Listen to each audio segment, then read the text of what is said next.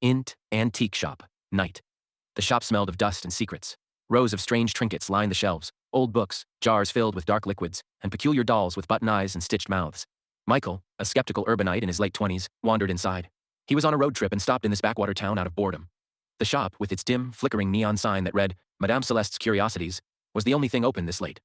At the counter stood an old woman, her skin like parchment and her eyes sharp. A black cat purred at her feet. Madame Celeste. You look lost, cher, Michael.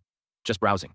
His eyes fell on a doll sitting on the counter, a crude, hand-sewn figure with a torn red dress and what looked like real human hair. He picked it up, examining it with a smirk. Michael. What's this? Voodoo stuff? The woman's gaze darkened. Madame Celeste. That one's not for sale. Michael.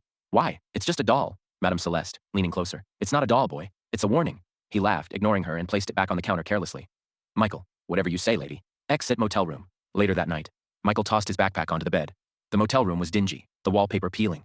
Outside, the cicadas buzzed, and the moon cast an eerie glow through the thin curtains. As he unpacked, he froze. The doll from the shop was sitting on his nightstand. Michael. What the?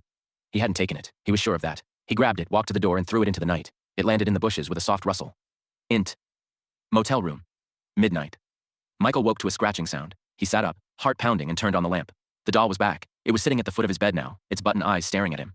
The stitching on its mouth had unraveled slightly, the threads dangling like fangs. Michael, whispering. This isn't real. He grabbed the doll again, but the moment he touched it, his chest tightened. He gasped, clutching at his heart. Madame Celeste, voice echoing in his head. You should have listened. The room spun. Shadows crept up the walls, forming faces, twisted, laughing faces that chanted in a language he didn't understand. The doll's mouth opened wider, its button eyes glowing red. Michael tried to scream, but no sound came out. His vision blurred as the doll climbed onto his chest, impossibly heavy, pinning him down. Exteu. Antique shop. Morning. The next day, the townsfolk found Michael's car abandoned outside the shop. Inside, Madame Celeste sat behind the counter, humming softly as she sewed a new doll. It had short brown hair, a red flannel shirt, and a frozen expression of terror. She placed it on the shelf beside the others. Madame Celeste. Another one learns the hard way.